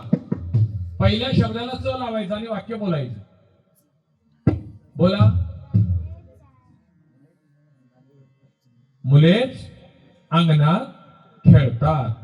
बघा, याच्या आधी काय होतं? मुले अंगणात खेळतात. आता आलं मुलेच अंगणात खेळतात, म्हणजे मुली खेळत नाही. मगाशी सगळेच खेळत होते, आता मुलेच खेळतायत अंगणात, मोठी माणसं पण खेळत नाही. अशा चकारात्मक तिथं आली. आता दुसऱ्या शब्दाला तो च नेऊन लावा, पहिल्याचा काढा दुसऱ्याला लावा. पटापट तयार असलं पाहिजे. तुम्ही अशी उत्तर देणार होय वर्गात? हा बरोबर आहे, बोल मोठ्यानं. बरोबर आहे, मुले अंगणातच खेळतात. आता मुलं खेळतायत, पण कुठे खेळतायत? अंगणातच. ती बाहेर खेळत नाही. बघा त्याचा अर्थ कसा बदलला. मगाशी मुलेच अंगणात खेळतात असा होता, आता मुलं दुसरं कुठे खेळत नाहीत, म्हणजे शेतात जाऊन खेळत नाहीत, ग्राउंडवर जाऊन खेळत नाहीत, घरामध्ये खेळत नाहीत. कुठे खेळतात ती? अंगणातच. मुले अंगणातच खेळतात. आता तो च काढा आणि शेवटच्या शब्दाला लावून टाका. बोला बोला तुम्ही. मुले अंगणात खेळतातच. म्हणजे मुलं अंगणात फक्त खेळतातच, बाकी काय करत नाही. म्हणजे च 3 ठिकाणी हलवला ते 3ही वेळा वाक्याचा अर्थ बदलला. हा प्रभाव चचा आहे. आणि हा च मराठी भाषेमध्ये अतिशय महत्वाचा आहे. जगद्गुरु तुकोबराय म्हणतात, मला दुसरं काहीच नको, हेची दान दे गा देवा. काय दान दे? तुझा विसर न व्हावा. तुझा विसर मला होऊन देऊ नको, हे दान दे. तुम्ही सुद्धा गणपती बाप्पाकडे हेच दान मागायचं आहे. कारण अजून 2-3 दिवसानंतर बाप्पांचं विसर्जन तुम्ही करणार आहे, बरोबर की नाही? आणि मग थेट त्यांना कधी घेऊन येणार आहे? पुढच्या वर्षी मागे गणेश जयंतीला. पण त्याच्यामध्ये वर्ष जाणार आहे. काय जाणार आहे? 1 वर्ष. या वर्षभरामध्ये गणपती बाप्पांचा आपल्याला विसर पडता कामा नये, हा त्या पाठीमागचा भावार्थ आहे. नाहीतर आता या 7 दिवस गणपती बाप्पांचं नाम घ्यायचं, आरती करायची आणि पुन्हा वर्षभर आरतीच करायची नाही गणपती बाप्पांची. थेट पुढच्या मागी गणेश जयंतीला आरत करायला उभं राहायचं. तुमच्याकडचा शब्द ऐकला पाहू मग अशी आरत. खरा शब्द आरती आहे तो, पण आपल्याकडे ते प्रचलित भाषेमध्ये तो शब्द पडलाय. प्रत्येकाच्या गावची म्हणजे त्या आपण म्हणतो ना 10 कोसांवर भाषा बदलत असते, त्यातला तो प्रभाव आहे. आलं का लक्षात? आणि ती आरती सुद्धा मी मगाशी बघितलं, उभे राहिलेली सगळी जण बऱ्यापैकी म्हणजे 80% जण तरी जेवढ्या तुम्ही आरत्या घेतल्या तेवढी म्हणत होते पाठीमाग. माझं लक्ष, तुम्ही पुढे बघत होता, अध्यक्ष तुमचं लक्ष पुढे होतं, पण आम्ही पाठीमागच्या सगळ्यांकडे बघत होतो. माझं लक्ष होतं, आम्ही इथं होतो ना सगळ्यात शेवटी. तर बऱ्यापैकी म्हणजे तरुण वर्ग, मुलं म्हणत होती, तरुण वर्ग म्हणत होता, मुली ज्या तरुण उभ्या होत्या त्या सुद्धा म्हणत होत्या. याचा अर्थ बऱ्यापैकी त्यांच्या पाठ्यात आहेत आरत्या. आलं का लक्षात? फक्त आता करायला काय पाहिजे? अजूनही त्या आरत्या तुम्ही घेतल्यानंतर त्या आरत्या पुस्तकात बघूनच म्हटल्या पाहिजे, ज्या पुस्तकात असतील त्या. शब्दाकडे लक्ष देऊन. होतं काय, मोठी माणसं पुढे म्हणतायत ते तुमच्या कानावर जसं येईल ना तसं तुम्ही म्हणता. म्हणजे त्याला तोंडपाठ आरती म्हणत नाही, त्याला कानपाठ आरती म्हणतात. आणि त्या आरतीत बरेच प्रकारे शब्दांचे दोष होऊ शकतात, किंबहुना ते होतात. आहे का लक्षात? ते होतच. आलं का लक्षात? लंबोदर पितांबर फळीवर वंदना. ही वंदना कोण आणि ती फळीवर कधी चढली? ती पण आरती असं असते ना कुठं? लंबोदर पितांबर फणीवर. फणीवर म्हणजे नाक, बंधना म्हणजे बांधलंय, सापानं बांधलंय, सापाचा करदोरा आहे त्याच्या पितांबराला. लंबोदर पितांबर फणीवर बंधना असं आहे. पण आपण समोरच्यांचं ऐकत गेलो, मोठ्या माणसांचं, आणि आपण तेच म्हणत गेलो लंबोदर पितांबर फळीवर वंदना. आरतीत वंदना आली होती पण फळीवर चढली. आलं का लक्षात? असं होता कामा. म्हणून आरतीची पुस्तक घेऊन आरती म्हणायची. दुर्गे दुर्गड बारी, अशा बऱ्याच आरती आहेत, फक्त मी 1-2 सांगून जातो. दुर्गे दुर्गड बारीचं म्हणताना आपण काय म्हणतो? त्रिभुवन भुवनी पाहता, तू बोलत राहा तुम्ही मनातल्या मनात, आणि किंवा मोठ्यानं म्हणलात तरी चालेल. तुझा ऐशी नाही चारी श्रमले परंतु न बोलले काही, साही विवाद करता. काय तुम्ही काय म्हणणार? पडलो प्रवाही. तुम्ही काय म्हणणार? पडले प्रवाही. या लेडीज आहेत म्हणून म्हणत पडले, तुम्ही जेंट्स आहे म्हणून म्हणत पडलो. ही आरती काय तुमच्यासाठी आहे? या आरती देवासाठी आहे. साही विवाद करता पडले प्रवाही असंच पाहिजे तिथं. साही म्हणजे 6 शास्त्र, ते तुझ्या गुणांच्या बद्दल विवाद करताना प्रवाहात पडले म्हणजे त्यांना ते जमलं नाही. ते 6 शास्त्र तिथं म्हणताना पडले प्रवाही असंच पाहिजे. आपण म्हणतो पडलो प्रवाही, का मी पुरुष आहे, मी पडलो प्रवाही म्हणलं पाहिजे असं नाही. त्या आरतीत काय आहे हे पाहिलं पाहिजे पहिल्यांदा. अशा बऱ्याच आरतीमध्ये, पांडुरंगाच्या आरतीमध्ये पण अशा बऱ्याच चुका होतात. म्हणून आरतीचं पुस्तक घेऊनच आरती म्हणायची. विठ्ठल विठ्ठल. सांगायचा मुद्दा असा आहे की त्या भगवान परमात्म्याचा आपल्याला वर्षभर विसर पडता कामा नये. आणि हेच मागणं त्याच्याकडे मागायचं आहे, तुझा विसर न व्हावा. मग त्याचा विसर तुम्हाला पडू नये असं वाटत असेल तर काय केलं पाहिजे? आता तुम्हाला समजा एखाद्या व्यक्तीचा विसर पडू नये असं वाटत असेल तर तुम्ही काय करता? 4 दिवसानं आठवड्यानं फोन करताना त्या व्यक्तीला, जी एखादी व्यक्ती आपल्यापासून लांब आहे, मग पप्पा असतील, मम्मी असेल, काका असतील, काकी असेल, मामा असेल, मामी असेल, कोण असेल ती, ते आपल्यापासून लांब असतील तर त्यांना आपण फोन करतो ना आणि त्यांची आठवण काढतो, म्हणजे नाव घेतो ना आपण, लगेच म्हणतो मला मामीची आठवण येते, मला काकांची आठवण येते, मला काकीची आठवण येते आणि फोन करतो. म्हणजे आठवण आल्यानंतर फोन करतो, म्हणजे त्याला हाक मारतो आपण. तसं भगवान परमात्म्याची आठवण आपल्याला राहायला पाहिजे असेल तर त्याच्या गुणांचं वर्णन केलं पाहिजे वर्षभर, उरलेल्या दिवसांमध्ये. आता विसर्जन झाल्यापासून पुढच्या वर्षीच्या आगमनापर्यंत त्यांचं काय केलं पाहिजे, आपण गुणांचं वर्णन केलं पाहिजे. रोजच्या रोज त्यांची आरती, त्यांचा अभंग, त्यांचा नामजप तुम्ही आम्ही घेतला पाहिजे. त्या गुणांचं वर्णन तुझं माझ्याकडून घडावं, हेच मागणं अभंगाच्या द्वितीय चरणामध्ये. आगुण गाई गुण गाई गुण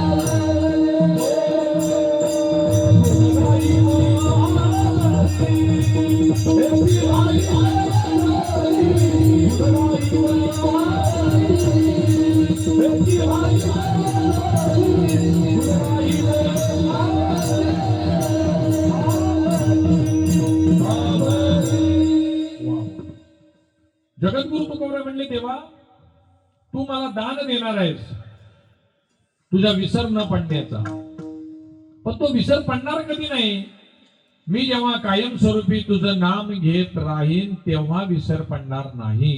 हा मुद्दा महत्वाचा आहे. तुम्ही एखाद्याची आठवणच काढलीच नाही तर विसर पडणारच आहे ना. तो फोन केले गेले असं म्हणतो, काय रे अरे महिना झाला तुझा फोन नाही, तुम्हाला विसरलंस का काय. काय म्हणतो तो, फोन केले गेले, समजा एखाद्या व्यक्तीला आपण महिनाभर फोन केला नाही आणि त्याचा महिन्यानं आपल्याला फोन आला तर तो म्हणताना लगेच असं म्हणतो, अरे तू विसरलास की काय, मला महिना झाला फोन केलाच नाही. म्हणजे महिन्याभरात आपण त्याची आठवण काढली नाही असा त्याचा अर्थ होतो. म्हणजे तुम्ही मागी गणेश जयंती, ते थेट मागी गणेश जयंती असं गणपती बाप्पाला आठवत असाल तर ते चालणार नाही. जगद्गुरु तुकोबरा म्हणतात, देवा मला मागणं हे दे की मला तुझा विसर पडू दे नको, आणि मी विसर पडू नये म्हणून तुझे गुण कायमस्वरूपी आठवत राहू दे. गुण गायीन आवडी, तुझ्या गुणांचं वर्णन मी कायमस्वरूपी करत राहायला पाहिजे. काय गुण आहे गणपती बाप्पाकडे? गणपती बाप्पा बुद्धीची देवता आहे, स्थिर बुद्धीचं लक्षण त्याच्याकडे आहे. लक्षात ठेवा, ती बुद्धिदाता आहे. त्याचप्रमाणे तिची नजर बारीक आहे. म्हणजे काय, डोळे बारीक आहेत ना गणपती बाप्पाचे, सगळ्यांवर बारीक नजर ठेवू नये. आपण म्हणतो ना म्हणजे तुझ्यावर बारीक नजर आहे, म्हणजे सगळ्यांवर त्यांनी नजर ठेवली. लक्षात ठेवा, भक्तासाठी ते लाभदायक आहेत आणि अभक्तासाठी ते वक्रतुंड आहेत. हे लक्षात ठेवायचं आहे. अनेक गुण गणपती बाप्पांकडून तुम्हाला आम्हाला घेता येतील आणि त्याच्यासाठी त्यांची गुणांचा जप तुम्ही आम्ही केला पाहिजे. म्हणजे नाम जप तुम्ही आम्ही त्यांच्या नामाचा केला पाहिजे कायमस्वरूपी. 5 मिनिटं एका जागेवर ठाईचं बैसोनी करा, एक चित्तानं त्याच्या नामाचा जप करणे गरजेचं आहे. ओम गंगणपतये नमः. ओम गंगणपतये नमः ओम गणपतये गंगणपतये नमः असा जप केला पाहिजे की गणपती बाप्पा जणू काय आपल्या समोर उभे आहेत मंगल मूर्त रूपात, असं आपल्याला वाटलं पाहिजे. असा नामजप रोज आपल्याकडून बाळानो रोज आपल्याकडून झाला पाहिजे, तर पुढच्या वर्षीच्या मागी गणेश जयंतीपर्यंत आपण त्यांना विसर पडून दिला नाही असा त्याचा अर्थ होईल. आणि जोपर्यंत आपण त्यांच्या नामाचा जप करत नाही मंडळी, तोपर्यंत देव आपल्याला जपण्यासाठी तयार असत नाही. त्यांना आपल्याला जपावी असं वाटत असेल तर आपण त्याच्या नामाचा जप हा केलाच पाहिजे. विठ्ठल कोण गायीन आवडी हेच माझी सर्व जोडी. माझ्यासाठी हेच सर्व जोड असला पाहिजे की मी तुझ्या नामाचं गुणगान गात राहीन. या तुझ्या गुणगानाला विसरणारे जे जगद्गुरु तुकोबाराय म्हणतायत त्यांना दोन गोष्टींची अपेक्षा असल्यामुळे ते तुला विसरून जात आहेत. काय? एक मुक्ती आणि एक संपत्ती. जगद्गुरु तुकोबाराय म्हणले हे मला नकोच, न लगे मुक्ती आणि संपदा. काय म्हणतायत तिसऱ्या चरणात? न लगे मुक्ती आणि संपदा. मुक्ती मिळवण्याच्या नादात देवाला विसरतोय आपण. मुक्ती म्हणजे काय? आत्यंतिक दुःखाची निवृत्ती आणि परमानंदाची प्राप्ती या नाम मुक्ती. तुम्हाला प्रत्येकाला असं वाटतं ना की आपण आनंदी राहिलं पाहिजे का? कुणाला असं वाटतं इथं आपण दुःखी असलो पाहिजे? आहे का कोण असा? मला दुःख मिळालं पाहिजे. गणपती बाप्पाच्या समोर उभा राहिला म्हणतो मला आणि घरातल्या सगळ्यांना सुखी ठेव. आलं का लक्षात? म्हणजे प्रत्येकाला असं वाटतंय मी सुखी राहिलो पाहिजे. दुःख कोणाला मज लागी दुःख भावे ऐसे कोणी भावे ना जीवे. संत सांगताय मला दुःख बाबा असं कुठल्याच जीवाला वाटत नाही. दुःख वाटत नाही याचा अर्थ आनंदी वाटतोय. आनंद म्हणजेच मुक्ती आहे. जगद्गुरु तुकोबाराय म्हणले मला ही मुक्ती नको. अजून दुसरा प्रकार मुक्तीचा काय? तर इथून गेल्यानंतर आपण मुक्त झालो पाहिजे, बंधनात अडकून नाही राहिलो पाहिजे. म्हणजे प्रत्येकाला असं वाटतंय ना मी इथून गेल्यावर कैलासात गेलो पाहिजे, मी स्वर्गात गेलो पाहिजे, मी वैकुंठात गेलो पाहिजे. का बसलेल्या पैकी ज्येष्ठांपैकी, आता ह्यांना हे कळणार नाही पण तुम्हाला पैकी कोणाला असं वाटतंय का मी मेल्यानंतर मी नरकात गेलो पाहिजे? सांगा बघू कोण असा आहे? कुणालाच वाटणार नाही. प्रत्येकाला वाटणार मी स्वर्गात गेलो पाहिजे, मी वैकुंठात गेलो पाहिजे, मी कैलासात गेलो पाहिजे. आणि जरी नाही वाटलं तरी मेल्यानंतर ज्याचा फोटो लावतात त्याच्या नावाच्या समोर कै लिहितात ना. बाळांनो बघितलंय का कोणाचे असे गेलेल्या माणसाचे फोटो? आज नसेल बघितलं त्याच्या पुढे बघा जरा, कै लिहिलेलं असतं. कै म्हणजे कैलासवासी. म्हणजे इथून गेल्यावर त्याचं वास्तव्य कुठं आहे? शंकरांजवळ कैलासात. वै लिहिलेलं असतं म्हणजे वैकुंठवासी, विष्णूजवळ वास्तव्य. स्व लिहिलेलं असतं म्हणजे स्वर्गवासी, स्वर्गात इंद्राजवळ वास्तव्य. असं लिहिलं जातं. कोण बघायला गेलं कुठे गेलाय? पण आपल्याला इच्छा आहे का नाही मुक्तीची? या 3 ठिकाणांपैकी एका ठिकाणी मी गेलो पाहिजे. मग जर का तिथं जाण्याची इच्छा असेल तर ते साध्य असेल तर आपण साधन वापरलं पाहिजे. एखाद्या मुलाला असं वाटतंय मला 10वीच्या परीक्षेमध्ये 95% मार्क मिळाले पाहिजे, तर त्याच्यासाठी साधन काय? अभ्यास. तो जर का असं म्हणला उद्या मराठीचा पेपर आहे, मी आज वर्षभर काय करायची गरज आहे? आज संध्याकाळी वाचतो, मिळतील 95%? नाही मिळणार. त्यासाठी वर्षभर साधन वापरलं पाहिजे, तेव्हा कुठंतरी मिळतील. म्हणजे साधन योग्य वापरलं पाहिजे. ते साधन आहे त्याचा गुणानुवाद. त्याला विसरून देऊ नका असं वाटत असेल तर आपल्याला त्याचं साधन वापरलं पाहिजे, त्याचं नाम. आणि त्या नामाच्या द्वारेच या कलियुगामध्ये मुक्ती आहे. मुखी नाम हाती मोक्ष ऐसी साक्ष बहुतांची. त्या नामाच्या द्वारेच या कलियुगामध्ये मुक्ती प्राप्त होते मंडळी, लक्षात ठेवा. मग ज्या नामानं भगवान परमात्म्याची मुक्ती प्राप्त होते, त्या भगवान परमात्म्याची मुक्ती प्राप्त होते, ते नाम तुम्ही आम्ही सगळ्यांनी मोठ्या प्रेमाने एकदा घ्यायचं आहे. जरा अंग धरला असेल, 1.25 तास कधी होऊन गेला कळालाही नाही आपल्याला, जरा ते अंग सैल सोडा. अंग धरला असेल तर हाताने टाळी वाजवायचे आणि मुखानं त्याचं नाम घ्यायचंय. 1 मिनिट, जास्त वेळ पण नाही घ्यायचंय, तेवढं घ्यायचं.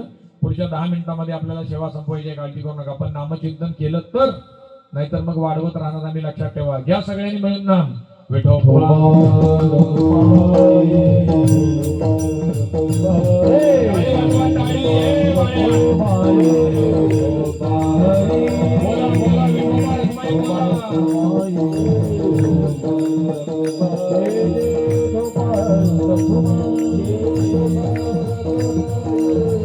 Gopal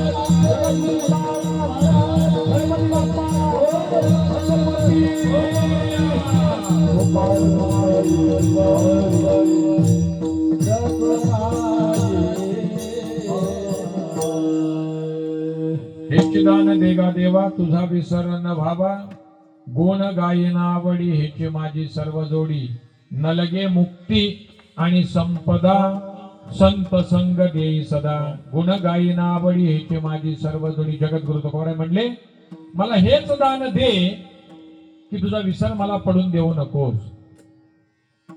आणि विसर पडून देऊ नकोस त्यासाठी काय करायला पाहिजे तर सतत मुखाने मी तुझे गुण गात राहिलं पाहिजे म्हणजे तुझे नाम घेत राहिलं पाहिजे. त्या नामाच्या द्वारे मला मुक्ती मिळणार आहे माहिती आहे पण मला मुक्ती नको आहे. मला मुक्ती नको आहे. त्या मुक्तीत मी अडकून राहिलो होतो तुझं नाम कदाचित विसरेन. मग मला काय पाहिजे संपदा पाहिजे का. संपदा म्हणजे इथं कोण नाही ना संपदा सांगायचा प्रश्न यायचा मोठा. संपदा म्हणजे संपत्ती. संपदा सोहळा नावडे मनाला संपत्ती. जगद्गुरु तुकोबाराय म्हणजे ती संपत्ती मध्ये आली तरी मी तुला विसरेन. संपत्तीने सुद्धा देवाचा विसर पडतो लक्षात ठेवा. हल्लीच्या काळात तो पडत चाललाय. याचं कारण असं आहे समजा एखाद्या व्यक्तीला घरातल्या कर्त्या पुरुषाला तो जो कामाला आहे जाणारा त्याला समजा घरातल्यानी दुसऱ्या माणसाने सांगितलं देवपूजा करून जा. तो मला वेळ नाही कामावर पोचायला पाहिजे. तो देवपूजा करायला मागत नाही. तो मला वेळ नाही मला कामावर बघू नका कुणाकडे लक्ष माझ्याकडे द्या कळते मला ते घरोघरी त्याच परी इकडे बघा तुम्ही. तर तो काय म्हणतो मला वेळ नाही मला म्हणजे देवाला पुजायला ह्याला वेळ नाही.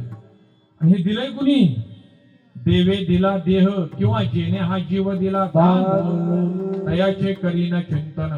जर का 24 तासाचं आयुष्य जो तुम्हाला आम्हाला फुकट देत असेल तर त्यातला अर्धा तास देवासाठी काढलाच पाहिजे. मंडळी तुम्ही किती कामाचे यायचे आणि आपल्याला असं वाटत असं मी आहे मी कमवतोय मी धावपळ करतोय म्हणून घरातले असं काय नाही. आतापर्यंत असे किती गेले तरी त्यांच्या मागे जग चालायचं राहिलंय. मी जाता राहील कार्य काय. भारत आंबेंची सुंदर कविता आहे. सूर्य तळपतील चंद्र झळकतील तारे आपुला क्रम आचरतील मी जाता राहील कार्य काय. राम कृष्ण आले गेले त्याविन जग का ओसची पडले मी जाता राहील कार्य काय. कुणाशिवाय कुणाचंही आडत नाही मंडळी लक्षात ठेवा. फक्त आपला समज असतो मी आहे म्हणून हे चालले अजिबात नाही. मग जर का असं असेल तर मग जोपर्यंत आपण आहे तोपर्यंत भगवान परमात्म्याने जो देह तुम्हाला आम्हाला भजनासाठी दिलाय त्या देहानं तुम्ही आम्ही भजन करणं कर्म प्राप्त आहे. याच्या माग लागल्यानंतर संत सांगताय धनाच्या माग 15 अनर्थ आहे आणि त्या 15 अनर्थामध्ये तुम्ही आम्ही अडकून पडलो तर भगवान परमात्म्याला विसरून जातोय मंडळी. म्हणून जगद्गुरु तुकोबारायांची त्या काळची परिस्थिती राजा शिवछत्रपतींनी पाहिली आणि म्हणजे मी ज्या राज्याचा राजा आहे त्या राज्यातील त्या संतांची अवस्था अशी असावी की नीट घर नाही सकाळी खाल्लं की संध्याकाळी काही कावा याची पंचायत आहे तर माझा जगून उपयोग काय. म्हणून छत्रपती शिवाजी महाराज राज्यात गेले. त्यांनी आपल्या सेवकांकरवी देवट्या छत्री घोडे सोनं नाणं हिरे माणिक मोती सगळं पाठवून दिले. असे नजराने घेऊन आले सेवक जगद्गुरु तुकोबारायांच्या घरात. जगद्गुरु तुकोबारायांनी पाहिलं म्हणजे कुठून आलात शिवाजी महाराजांकडून. ते काय आणलंय म्हणजे नजराना कुणासाठी तुमच्यासाठी. आता आपल्याकडं आपण असतो तर त्या जागेवर आण म्हणले असते ते आतल्या खोलीत ठेव बेड मध्ये नेऊन ठेव तिकडे तिजोरीत टाकतो नंतर इथं बाहेर नको. बाहेरच्या माणसांनी दिसत गावातले आलेले ते विचारतील कोणी आणलं आत टाक. जगद्गुरु तुकोबाराय म्हणले हे आमच्यासाठी देवट्या छत्री घोडे हे तो बऱ्यात न पडे तुमचे एरवित्त धन ते मज मृत्तिके समान. तुमचं जे म्हणले धन आहे ते मला मातीसारखं आहे. ते म्हणले अहो आमच्या राजाला असं वाटतंय हे घेतल्यानंतर तुम्ही सुखी व्हाल. जगद्गुरु तुकोबाराय म्हणले तुझ्या राजाला असं वाटतंय ना मी सुखी राहावं. मग मग ते म्हणले तू राजाला जाऊन तुम्ही एकच निरोप सांगा, कंठी मिरवा तुळशी, व्रत करा एकादशी, आम्ही तेने सुखी म्हणा विठ्ठल विठ्ठल मुखी. या राजाला जर का असं वाटतं मी सुखी राहावं तर त्याने विठ्ठल विठ्ठल मुखानं म्हणावं मी सुखी राहीन. म्हणजे सुखी राहण्यासाठी त्यांनी संपत्तीची अपेक्षा केली नाही, तर समाधानाची अपेक्षा केली. आणि जगात समाधानानंच माणूस सुखी राहू शकतो, पैशानं नाही. आणि ज्याच्याकडे पैसा आहे त्याला असं वाटत असलं मी सुखी समाधानी राहिलो पाहिजे, तर त्यानं बाजारात मिळत असतं तर घेऊन कपाटात भरून ठेवलं असतं. समाधान मिळत नाही. समाधान बाजारात नाही, पैशानं सुख मिळेल, समाधान नाही. टीव्ही घेतली सुख मिळेल, गाडी घेतली सुख मिळेल. आलं का लक्षात? एखाद्यानं समजा बाईक घेतली शाईन, तो सुखी होईल का? नाही सुखी होईल, पण समाधानी होईल का? नाही होणार. याचं कारण असं आहे, यानं जर का शाईन घेतली आणि जर का शेजाऱ्यानं स्पोर्ट बाईक घेतली त्याच्या मित्रानं, आपण काय शाईन मध्ये आहे, स्पोर्ट बाईक घेतली असती तर. यानं समजा 32,000चा छान नवीन आलेला सॅमसंगचा मोबाईल घेतला, हा सुखी झाला. पण त्याच्यासोबत असणाऱ्या मित्रानं जर का ऍपल घेतला, आयफोन घेतला, तर हा काय म्हणणार मी पण आयफोन घेतला असता तर गेलं समाधान याचं 32,000च्या 34,000च्या फोन मधलं. मग समाधान मान्यवर आहे, ते मानून राहिलं पाहिजे. जगद्गुरु तुकोबाराय म्हणजे तुझ्या नामाचा उल्लेख माझ्याकडून व्हावा असं वाटत असेल, गुणगान व्हावा असं वाटत असेल, विसर न पडावा वाटत असेल, तुम्हाला मुक्ती नको आणि मला संपत्तीही नको. भैरवी मला मुक्ती नको आणि मला संपत्ती नको. मग मला काय द्या? तुझा गुणानुवाद गाण्यासाठी, तुझा विसर न पडून देण्यासाठी मी या नरदेहात आलो पाहिजे. आणि गर्भवासाला जरी मला घातलं तरी चालेल, पण मी तुझा नामाचा आणि तुझा विसर पडून देता कामा नये. अभंगाचं शेवटचं चरण. तुका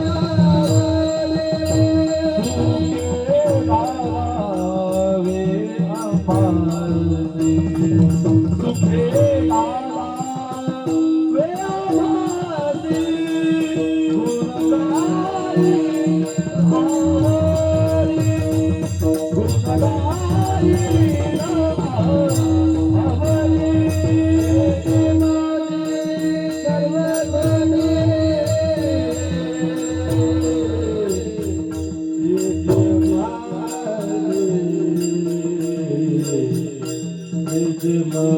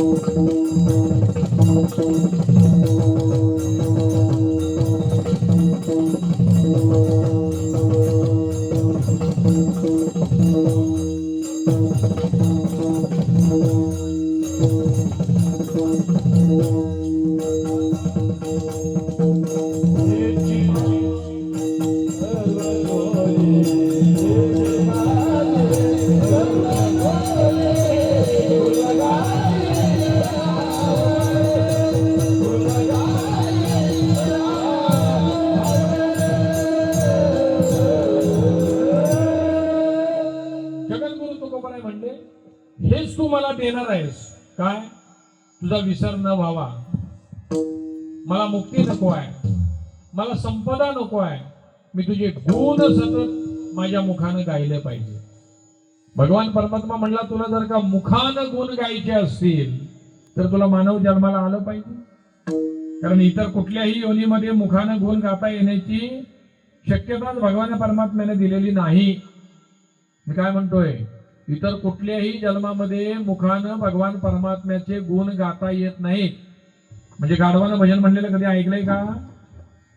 ऐकलंय का? म्हणजे भजन कोण करत नाही? गाढव.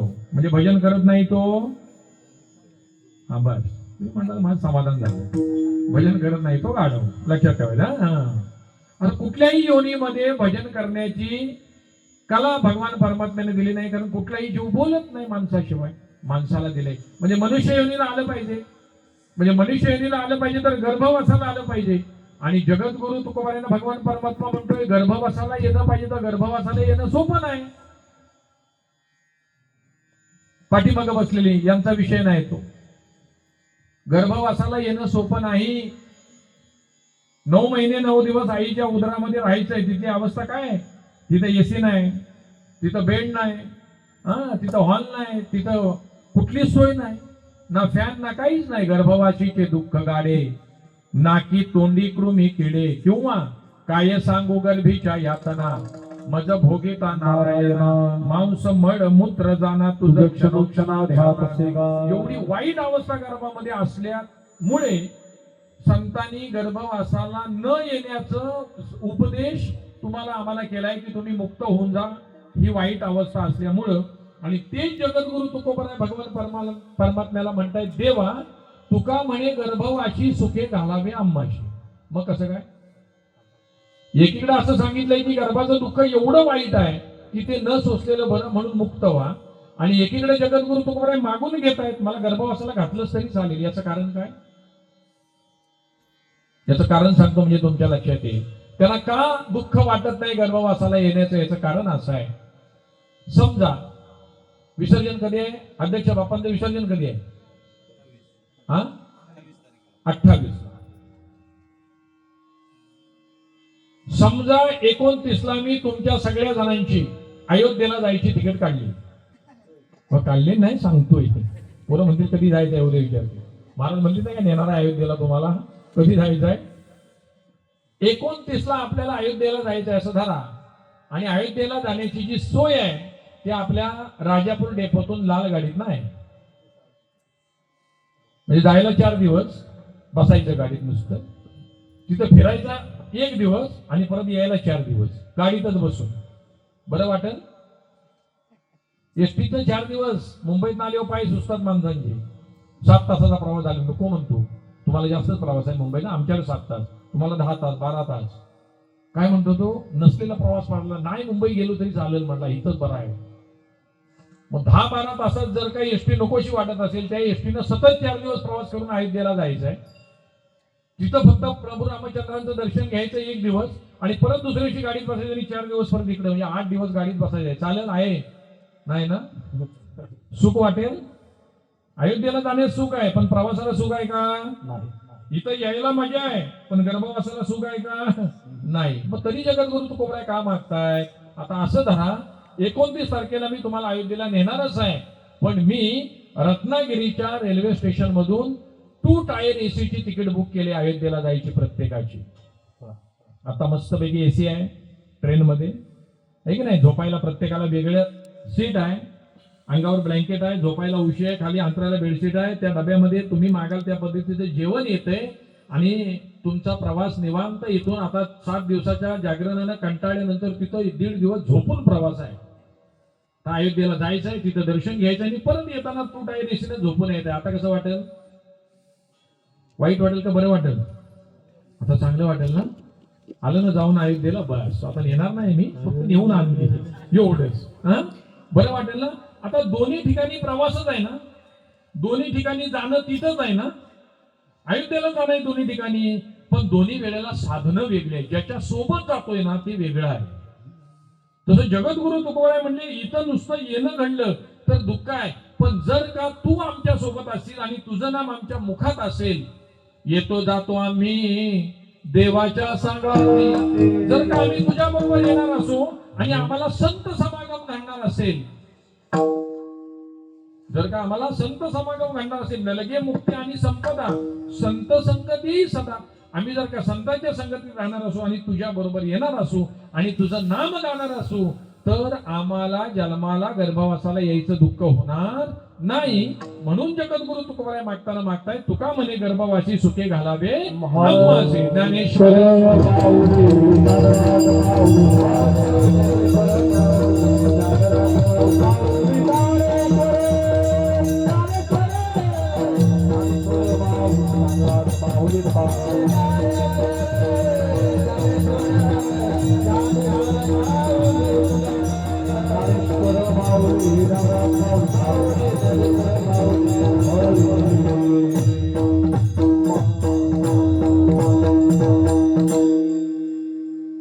हेचे दान देगा देवा तुझा विसरण व्हावा, गुण गाई नावडी हेचे माझी सर्व जोडी. जगद्गुरु तुकोबारायांनी या अभंगाद्वारे भगवान परमात्म्याकडे त्याचा विसर न पडून देण्याची मागणी मागितली. त्याचं कारण असं आहे, या गोष्टीचा विसर पडता कामा नये. दुसरी कुठलीही गोष्ट तुम्ही आम्ही विसरलो तरी चालेल, पण त्या भगवान परमात्म्याने हे सगळं दिलंय ना, ही सृष्टी निर्मिती केली, सृष्टी चालवतोय, त्याला विसरलं.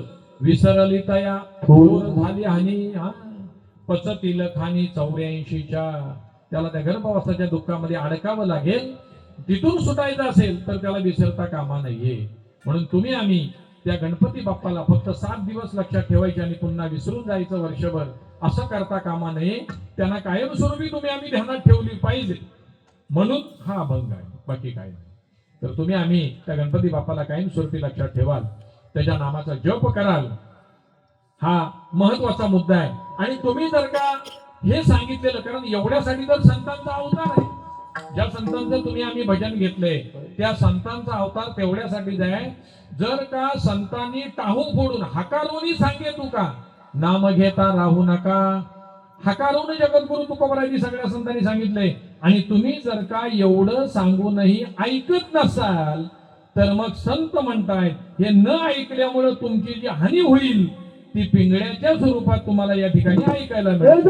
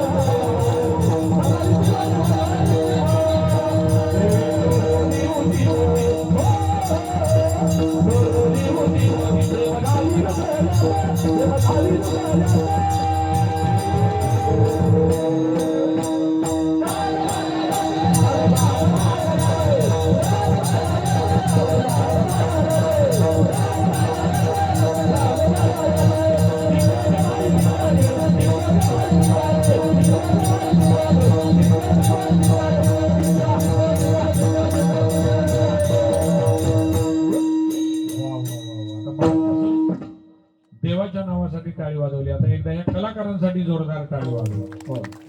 वा, सुंदर असा पिंगळा या ठिकाणी घेतलाय महाराजांनी. हेची दान देगा देवा तुझा विसर न व्हावा, गोन गायी न आवडी हेची माझी सर्व जोडी. प्रस्तुत अभंगाचा यथामती यथा अवकाश धावता भावार्थ तुमच्या समोर ठेवण्याचा प्रयत्न केलेला आहे. ते चांगलं आहे, ते संतांचं आहे. आपल्या जवळ ठेवा, विचार करा. एखादा अपशब्द दुरुत्तर गेला असेल, माझ्या अल्पमतीचा दोष समजून विसरा. जे चांगलं आहे ते निश्चित आपल्या जवळ ठेवा. संतांनी घालून दिलेल्या मार्गाने आपल्या धर्माचरणानं वागण्याचा प्रयत्न करायला अपेक्षा व्यक्त करतो. झालेली सेवा गणपती बाप्पांच्या चरणी या ठिकाणी अर्पण करतो. या सेवेसाठी आमच्या मठवाडी सामाजिक विकास मंडळानं या ठिकाणी सेवा करण्याची संधी दिली. संपूर्ण मंडळाला या ठिकाणी मी धन्यवाद देतो. तुमच्या चालू असणाऱ्या उपक्रमांना गणपती बाप्पा पाठबळ देत राहो, आयुरारोग्य देत राहो अशी प्रार्थना गणपती बाप्पांच्या चरणी करतो. ज्यांनी सुंदर अशी साऊंड सिस्टीम पुरवली त्यांनाही धन्यवाद देतो. त्याचप्रमाणे ज्यांनी विनयाची सेवा केली ते हरिभक्तीपर्यंत पियुष महाराज त्यांनाही धन्यवाद देतो. सुंदर अशी गायनाची साथ त्यांनी दिली ते आमचे उत्कृष्ट असे गायनाचार्य हरिभक्तीपर्यंत राजू महाराज जाधव असतील, हरिभक्तीपर्यंत विशाल महाराज पात्रडकर असतील त्यांनाही धन्यवाद देतो. ज्यांनी या आधी मृदुंगाची साथ दिली ते हरिभक्तीपर्यंत मृदुंग सम्राट रोहन महाराज जाधव असतील त्यांनाही धन्यवाद देतो. आत्ता जे मृदुंगाची साथ देत आहेत ते मृदुंग सम्राट आमचे विशाल महाराज पात्रडकर असतील, त्यांनाही धन्यवाद देतो. त्याचप्रमाणे ज्यांच्यामुळं या ठिकाणी येण्याचा पायंडा पडला खऱ्या अर्थानं या मंडळातल्या कार्यकर्त्यांची असेल, तुम्हा सगळ्या मंडळींच्या दर्शनाची या ठिकाणी आम्हाला जी ओढ लागली त्याचं एकमेव कारण म्हणजे आमचे मित्र हरिभक्तीपरायण प्रमोद महाराज गिरे असतील, त्यांनाही धन्यवाद देतो. त्यांच्या संपूर्ण कुटुंबाला धन्यवाद देतो. तुम्हा सगळ्या मंडळींना धन्यवाद देतो. तुमच्याकडून प्रतिवर्षी याहीपेक्षा मोठ्या उत्साहामध्ये गणरायांची सेवा होत राहो अशी गणरायांच्या चरणी प्रार्थना करतो आणि या ठिकाणी सेवेला पूर्णविराम विठ्ठल.